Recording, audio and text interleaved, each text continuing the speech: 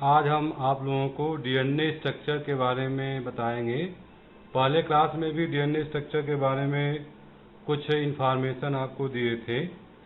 सबसे पहले हम लोग थोड़ा डिस्कवरी के बारे में बात कर लें, क्योंकि जो डिस्कवरी है वो एमसीक्यू के लिए, मल्टीपल चॉइस के लिए ज़्यादा इम्पॉर्टेंट रहता है।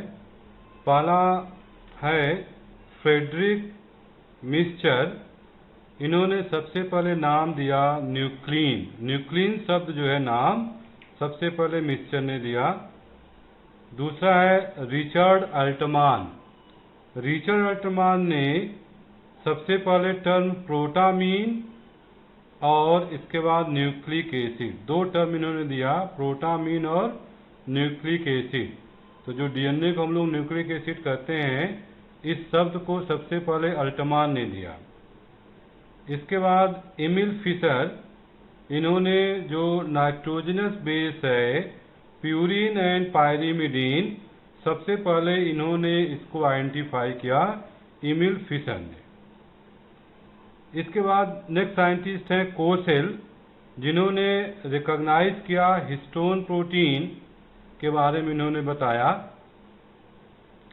इसके बाद नेक्स्ट हैं आपके लेविन। लेविन ने जो न्यूक्लिक एसिड है, दो तरह का जो होता है डीएनए एंड आरएनए, इन्होंने क्लासीफाई किया कि डीएनए और आरएनए जो है न्यूक्लिक एसिड का टाइप है, और इन्होंने ही आइडेंटिफाई किया कि जो न्यूक्लिक एसिड में शुगर पाया जाता है वो कौन सा शुगर है या किस टाइप का शुगर है। पेंटोज शुगर किसमें पाया था? न्यूक्लिक एसिड में। इसके बाद वाटसन एंड क्रिक, सभी लोग जानते हैं वाटसन एंड क्रिक को, इनको नोबेल प्राइज भी मिला था। किसके लिए नोबेल प्राइज मिला था? जो इन्होंने मॉडल प्रपोज किया डीएनए का स्ट्रक्चर का मॉडल, और उस मॉडल में इन्होंने बताया कि जो डीएनए है, DNA is A double stranded helical structure. DNA क्या है? डबल हेलिकल स्ट्रक्चर है, और उसको वाटसन एंड क्रिक मॉडल भी कहते हैं। नेक्स्ट साइंटिस्ट हैं आपके चारगाफ। चारगाफ ने ये डिमॉन्स्ट्रेट किया कि डीएनए में जो नंबर ऑफ बेस पेयर्स हैं, ए और T groups are always equal to the number of G and C. जो ए एंड टी है, ए एंड टी का ग्रुप और जो जी एंड सी का ग्रुप है, वो हमेशा क्या होता है? बराबर होता है। इसी को चारगाफ रूल भी कहते हैं। इसके बाद ग्रिफिथ, एवेरी, मैक्लियार्ड एंड मैककार्टी, ये चार साइंटिस्ट हैं। इसको हम लोग शॉर्ट में ग्रिफिथ एक्सपेरिमेंट भी कहते हैं। इन्होंने प्रूव किया कि DNA as a genetic material, जो डीएनए को हम लोग जो कहते हैं DNA as a genetic material, इसको प्रूव किसने किया था? ग्रिफिथ एक्सपेरिमेंट भी कहते हैं इसको, और उसी द्वारा इन्होंने प्रूव किया डीएनए क्या होता है? Genetic material. इसके बाद आपका है molecular structure of the DNA. DNA क्या है? Chemically DNA is a polymer of the nucleotide. और न्यूक्लियोटाइड क्या होता है? न्यूक्लियोटाइड तीन चीज से मिलकर बना है, base, sugar and phosphate. Each nucleotide is composed of nitrogenous bases, deoxyribose sugar and phosphate.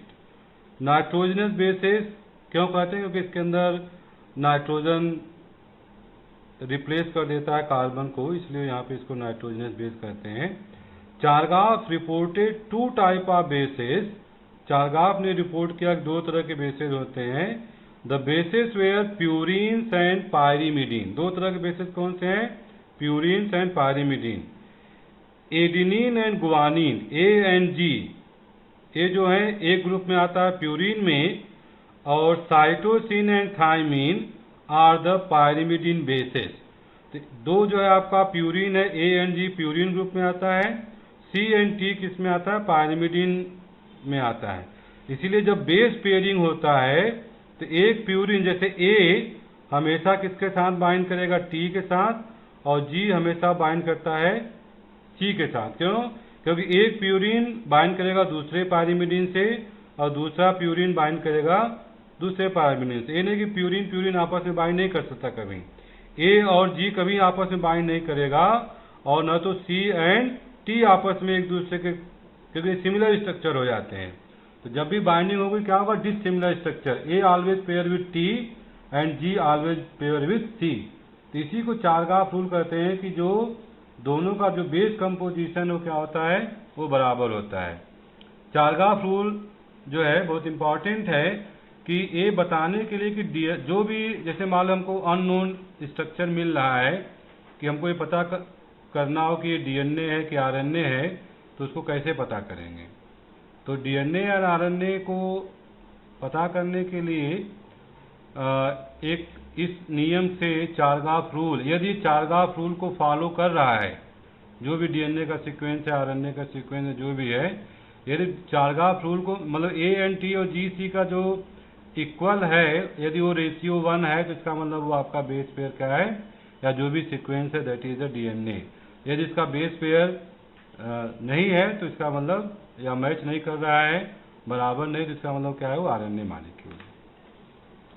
तो इन 1950 ई चारगाफ फार्मूलेटेड, उन्होंने फार्मूला दिया, important generalisation about the DNA structure, these are called the Chargaff rules. इसी को चारगाफ नियम कहते हैं।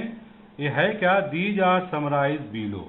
तो चारगाफ rule क्या है, पहला इन्होंने जो रूल बताया कि जो DNA molecule always has A T base pair equal in number two the GC base pair. इन्होंने कहा सबसे पहला नियम इनका है कि जो ए टी बेस पेयर है वो हमेशा जीसी बेस पेयर नंबर के क्या होगा, वो बराबर होगा।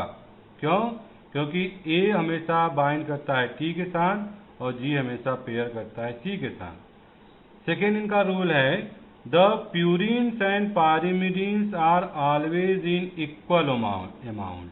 क्योंकि एक प्यूरिन बाइंड कर रहा है दूसरे पायरिमिडीन से, और दूसरा पायरिमिडीन बाइंड कर रहा है नेक्स्ट प्यूरिन से, इसीलिए जो बाइंडिंग हो रहा है वो क्या हो, रिवर्स कंडीशन, इसीलिए हमेशा दोनों प्यूरिन और पायरिमिडीन का अमाउंट क्या होगा, इक्वल होगा डीएनए के स्ट्रक्चर में। G plus C, sorry A plus G is equal to T plus C. A plus G का कंपोजिशन और टी प्लस सी के कंपोजिशन का क्या है, वो बराबर इक्वल अमाउंट है। द अमाउंट ऑफ ए, जो एडिनोसिन है, is always equal to the T, क्योंकि ए हमेशा टी के साथ बाइंड करता है, तो जितना ए होगा उतना ही टी होगा। उसी तरह से and amount of G is always equal to the C, जितना जी होगा उतना ही क्या होगा, सी होगा। तो A that is A is equal to T and G is equal to C. Next है the base ratio A plus T upon G plus C. इसी को आप जो यहाँ पे पहला वाला नियम है, इसको A plus T is equal upon G plus C में vary from one species but constant for a given species. हर एक एनिमल में, हर एक स्पीसीज में A plus T upon G plus C का जो रेशियो है वो अलग हो सकता है, वेरी कर सकता है, लेकिन सेम स्पीसीज है तो उसमें क्या होगा, वो वेरी नहीं करेगा। जैसे ह्यूमन बीइंग है तो उसमें ए plus T upon G plus C का रेशियो क्या होगा, सेम होगा। दूसरा कोई स्पीसीज आ जाएगा, कोई और मैमल, रैट आ गया तो उसका अलग होगा, एलिफेंट आ गया तो उसका अलग होगा। तो ए plus T upon G plus सी वो एक स्पीसीज में तो सेम रहेगा, लेकिन यदि स्पीसीज आपका चेंज हो जा रहा है तो वहाँ पे क्या हो जाएगा, वो चेंज हो जाता है। और यहाँ पे कैलकुलेशन है कि जैसे कि हम बताए कि हमको ये कंफर्म करना हो कि जो भी डीएनए है, यदि हमको एक भी डीएनए का परसेंटेज पता चल जाए, ठीक, तो हम बाकी के जो 3 डीएनए के बेस पेयर हैं उसको हम आसानी से कैलकुलेट कर सकते हैं by using the Chargaff rule. जैसे कि यहाँ पे एक सवाल है आपके लिए, calculate the percentage of other bases. हमको कैलकुलेट करना है परसेंटेज का when A is equal to 15। यदि ए आपका, यदि ए मान लीजिए 15% दिया हुआ है, सिर्फ ए आपको पता है कि किसी भी डीएनए में ए का जो परसेंटेज है कितना है, 15% है। तो जो रेस्ट आपका डीएनए का बेस पेयर है, जी हो गया, सी हो गया, टी हो गया, इसको आप कैसे कैलकुलेट करके निकालेंगे? तो ये आपका ज़्यादातर जो कॉम्पिटिटिव एग्जाम्स होते हैं, एमएससी का एंट्रेंस एग्जाम होता है, उसमें इस तरह का सवाल बहुत पूछता है कि यदि हमको एडिनोसिन का मान लीजिए दे दिया कि ए आपका 15% है, तो बाकी के जी सी टी कितने होंगे? तो बाय यूजिंग चारगाफ रूल, यदि ए आपका 15% है तो ए हमेशा किसके साथ बाइंड करता है, टी के साथ। ए 15% है तो टी भी कितना होगा, 15% होगा। तो अब दोनों को आप ऐड कर दीजिए तो कितना हो गया, 30%।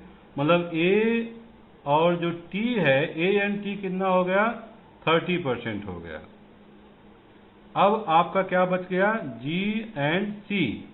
तो अब 100% में से यदि आप -30 निकाल दीजिए तो कितना बच गया, 70%। अब 70% में अब हमारे पास जी एंड सी दो बेस पेयर को कैलकुलेट करना है। तो अब हम क्या करेंगे, 70 को 2 से डिवाइड कर देंगे, कितना हो गया, 35%। तो ये जो 35% आया, वो एक जी का भी 35% होगा और सी का भी कितना होगा, 35% होगा। तो अब जी आपका 35 हो गया, सी 35 हो गया, ए आपका 15 हो गया और टी आपका 15 हो गया। टोटल आपका हो जाएगा ये 100% डीएनए आपका पता चल गया। तो इस तरह से bye using the Chargaff rule, हम यदि हमको कोई भी ए पता हो या जी पता हो या सी पता हो या टी पता हो, तो बाकी जो रेस्ट आपके डीएनए के हैं उसको हम परसेंटेज निकाल सकते हैं किसी भी उसमें, कि अननोन कोई भी एक सीक्वेंस हमको पता है या उसका परसेंटेज पता है, तो जो रेस्ट आपका है उसको हम आसानी से कैलकुलेट कर सकते हैं, बता सकते हैं कि बाकी जो बेस पेयर हैं वो कितने हैं। उसी तरह से दूसरा जो सवाल है यहाँ पे कि यदि ये आप लोगों के लिए है numerical, what would be the percentage of the other bases if G is the 12%। यदि जी जो है आपका 12% है तो रेस्ट जो आपके बचे हुए बेस पेयर है, ए है, टी है, सी है, उसका क्या क्या परसेंटेज होगा। तो इसको आप लोग अपने से कैलकुलेट करेंगे, होमवर्क है। अब यहाँ पे हम लोग आ जाते हैं टाइप ऑफ द डीएनए। जैसा कि पहले क्लास में बताए थे हम टाइप ऑफ डीएनए के बारे में। तो DNA can exist in many form. तो जो डीएनए का मेनी फार्म है वो किसके ऊपर डिपेंड करता है, उसका जो हेलिकल स्ट्रक्चर है, एक जो मेजर ग्रुप होता है, एक माइनर ग्रुप। इस डायग्राम में आप देखिए कि डीएनए का स्ट्रक्चर आपको दिखाया गया है कि जो डीएनए है वो एक ये आपका बी फार्म वाला डीएनए है, बी फार्म का डीएनए। यहाँ पे डबल हेलिकल स्ट्रक्चर है और एक जो यहाँ से लेकर के यहाँ तक है, इसको हम लोग क्या कहते हैं, मेजर ग्रुप, जिसमें कि जनरली 10 बेस पेयर होता है। और जो डिस्टेंस है वो है 34 एंगस्ट्रॉम और जो हेलिक्स का ये डायमीटर है दैट इज 20 एंगस्ट्रॉम। ये जो एक लूप और दूसरे लूप के बीच का जो ये यहाँ पे बन रहा है गैप, उसे कहते हैं माइनर ग्रुप। और ये जो 34 एंगस्ट्रॉम है वो डिपेंड कर रहा है कि जो ये जो मेजर ग्रुप है उसमें 10 बेस पेयर है और एक बेस पेयर और दूसरे बेस पेयर के बीच की जो दूरी है, डिस्टेंस है, वो कितना है, 3.4 एंगस्ट्रॉम। अब इसको यदि आप 10 से मल्टीप्लाई कर देंगे तो कितना हो जाएगा, 34 एंगस्ट्रॉम हो जाएगा, जो कि यहाँ पे दिया गया है। तो इसका मतलब एक जो आपका मेजर ग्रुप है उसमें जो एरिया कवर कर रहा है वो कितना लेंथ कवर कर रहा है, 34 एंगस्ट्रॉम का, क्योंकि एक बेस पेयर और दूसरे बेस पेयर का जो डिस्टेंस है दैट इज द 3.4 एंगस्ट्रॉम। तो on the basis of the structure DNA को हम लोग कई तरह से कई टाइप में डिवाइड कर सकते हैं। पहला है जो सबसे कॉमन है, called B DNA. That is the right handed DNA. इसका जो ओरिएंटेशन है वो राइट हैंडेड होता है, except Z DNA. Z DNA सिर्फ लेफ्ट हैंडेड होता है, बाकी जितने भी डीएनए के फॉर्म हैं सभी क्या होते हैं, राइट हैंडेड होते हैं। सबसे कॉमन जो डीएनए पाया जाता है वो कौन सा डीएनए होता है, बी डीएनए। ये नहीं कि हमारे में बी डीएनए है तो दूसरे में सी डीएनए होगा, किसी में जेड डीएनए होगा, ऐसा नहीं। एक ही स्पीसीज में ए फॉर्म आपका यही बी डीएनए कन्वर्ट हो सकता है ए डीएनए में, जेड डीएनए में, सी डीएनए में। ये डिपेंड करता है कि सेल के अंदर साल्ट कंसंट्रेशन कितना है, उसके ऊपर डिपेंड करता है। यदि आपका साल्ट कंसंट्रेशन हाइयर है तो इसका मतलब डीएनए के ऊपर स्ट्रेस पड़ेगा, प्रेशर पड़ेगा, जिससे कि डीएनए आपका और थोड़ा ट्विस्ट हो जाता है, जिससे कि वो कंडेंस फॉर्म में कन्वर्ट हो जाता है। तो डिपेंड करता है कि साल्ट कंसंट्रेशन के ऊपर। It is usually and most common form of the DNA. B DNA सबसे क्या होता है, कॉमन होता है। Its structural model was proposed by the Watson and Crick. जो वाटसन एंड क्रिक मॉडल दिया वो बी डीएनए के बारे में ही बताए थे। The length of A helix is about 34 angstrom. It contains 10 base pair of the mononucleotide unit. The rise of the helix per base pair is about 3.4 angstrom. जो यहाँ पे डिस्टेंस बता रहे थे कि एक एंगस्ट्रॉम और दूसरे एंगस्ट्रॉम के बीच की जो दूरी है कितना, 3.4 एंगस्ट्रॉम है। And the diameter of the DNA molecule is 20 angstrom. दूसरा आपका है that is called the A DNA. It is also a right handed DNA. A DNA भी क्या है, राइट हैंडेड डीएनए है। और the length of the helix is reduce to 28.15 angstrom. जो यहाँ पे 34 एंगस्ट्रॉम था मेजर ग्रुप का, अब वो कम हो गया, रिड्यूस हो गया। कितना हो गया, 28.15 angstrom. And there are 11 base pair per helix. जहाँ पे 10 बेस पेयर था अब वहाँ पे एक बेस पेयर और बढ़ गया, 11 बेस पेयर हो गया। इसलिए इसकी डायमीटर भी आपका क्या हो गया, वो रिड्यूस हो गया, कम हो गया। C DNA is found under even greater dehydration condition. यदि सेल आपका ज़्यादा डिहाइड्रेटेड कंडीशन में है, ज़्यादा पानी निकल गया, इसका मतलब क्या हो, साल्ट कंसंट्रेशन और हाइयर हो गया, तो उस कंडीशन में डीएनए आपका और श्रिंक कर जाएगा और स्ट्रेच हो जाता है। And the length of the helix is 31 angstrom. 34 से रिड्यूस हो गया 31 angstrom. And there are 9 1/3 base pair per turn. जहाँ पे 10 से ये क्या हो गया, 9 एंड 1/3 बेस पेयर हो गया। डी डीएनए क्या है, इसमें जो बेस पेयर है पर टर्न वो कितना है, 8 बेस पेयर पर टर्न होता है, तो वो कहलाता है डी डीएनए। जेड डीएनए को हम लोग क्या कहते हैं, zig zag form. Zig zag DNA को जेड डीएनए कहा जाता है। और ये कैसा होता है, लेफ्ट हैंडेड। सारे डीएनए क्या होते हैं, राइट हैंडेड, लेकिन जो आपका जेड डीएनए है वो कैसा होता है, left handed DNA. These are the 12 base pair per helix. इसमें जो एक हेलिक्स में बेस पेयर है वो कितना हो जा रहा है, 12 है। और इसका जो साइज है हेलिक्स का वो कितना हो जा रहा है, 45 एंगस्ट्रॉम। 34 से इंक्रीज कर गया, कितना हो गया, 45 एंगस्ट्रॉम। बेस पेयर भी आपका 12 है और 45 एंगस्ट्रॉम इसका डायमीटर है। ये नया डीएनए है जिसको हम लोग कहते हैं पी डीएनए। पी डीएनए ये अभी रिसेंटली डेवलप है।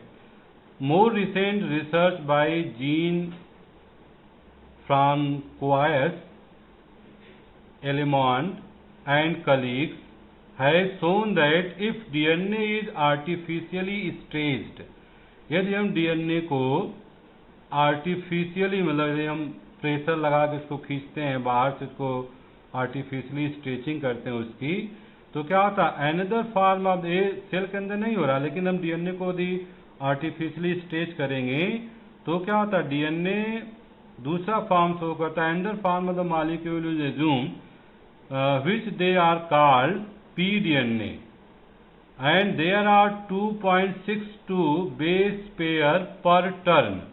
तो हर एक टर्न में जो डीएनए का बेस पेयर है वो कितना हो जा रहा है 2.6 बेस पेयर पर टर्न। ये तो डीएनए के टाइप हो गए 6 टाइप के। मेनली ज़्यादातर बुक में आपको बी डीएनए मिलेगा, ए डीएनए मिलेगा, सी डीएनए मिलेगा और जेड डीएनए ज़्यादा डिस्क्राइब है। पी डीएनए कम किताब में मिलेगा आपको।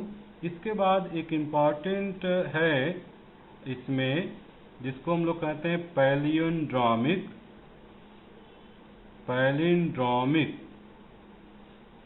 DNA. What is the palindromic sequences?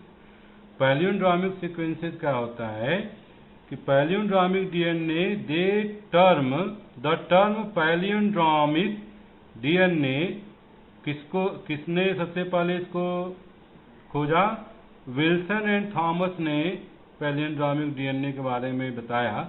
Is applied to the part of the DNA in which nucleotide of one strand going in one direction are the same as the nucleotide of the other strand going in other direction. जैसे DNA का direction हमेशा क्या होता है, एक आपका 5 prime to 3 prime, तो दूसरा उसका हो जाएगा 3 प्राइम, इधर हो जाएगा 3 प्राइम और इधर हो जाएगा 5 प्राइम। तो डीएनए का डायरेक्शन एक 5 से शुरू हुआ तो उसका एंड 3 होगा, और इधर आपका 3 शुरू हुआ तो इधर 5 होगा। तो पैलियोंड्रोमिक सीक्वेंसेस में यदि आप यहाँ से शुरू करते हैं, इधर की तरफ जाते हैं और इधर से इस साइड आते हैं, तो यहाँ से शुरू करेंगे आप और यहाँ तक, इसी को यदि आप उलट देंगे तो क्या दोनों डायरेक्शन में क्या सीक्वेंसेस सेम आ रहा है। तो यदि सेम सीक्वेंसेस है दोनों डायरेक्शन का तो उसी को क्या कहते हैं? Palindromic DNA. Palindromic means same sequences. जैसे आप यदि जहाज है इसको आप इधर से पढ़ेंगे तो भी जहाज होगा और उल्टा डायरेक्शन से पढ़ेंगे तो भी, इधर से भी जहाज और इधर से पढ़ेंगे तो भी जहाज। तो इस तरह का टर्म या जो ओरिएंटेशन है कि आप इधर से पढ़ रहे हैं तो भी वही शब्द आ रहा है, जहाज इधर से भी आ रहा है, और इसको इस अपोजिट डायरेक्शन में पढ़ेंगे तो भी जहाज आ रहा है। दूसरा है मलयालम। इधर से पढ़ेंगे तो भी आपको मलयालम और इधर से पढ़ेंगे तो भी मलयालम। तो दोनों केस में क्या होगा? पैलियोंड्रोमिक सीक्वेंस इसको कहते हैं। जैसे यहाँ पे एग्जांपल है पैलियोंड्रोमिक सीक्वेंस का, CC GG TA CC GG। अब इसी को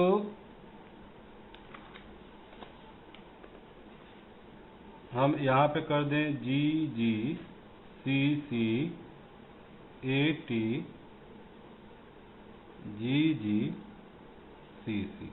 तो यदि आप इधर से पढ़ रहे हैं इसको CC GG TA CC GG, इस डायरेक्शन यहाँ से आप शुरू किए यहाँ तक गए, और अब इसको यदि आप फिर यहाँ से पढ़ें और इधर की तरफ जा रहे हैं तो दोनों केसेस में सीक्वेंसेस क्या है? सेम है।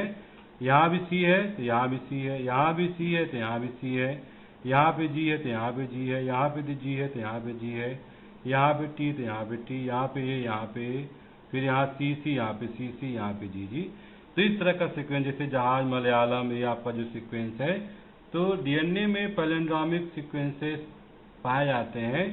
तो जहाँ पे जो ओरिएंटेशन है 5 प्राइम टू 3 प्राइम या 3 प्राइम टू 5 प्राइम में यदि आपका सीक्वेंसेस सेम पैटर्न शो करता है अपोजिट डायरेक्शन में जाने पे, तो इस तरह के सीक्वेंसेस को हम लोग कहते हैं पैलियोंड्रोमिक सीक्वेंसेस या पैलियोंड्रोमिक डीएनए।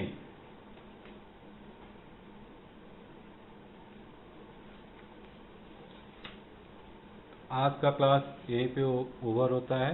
Next class. थैंक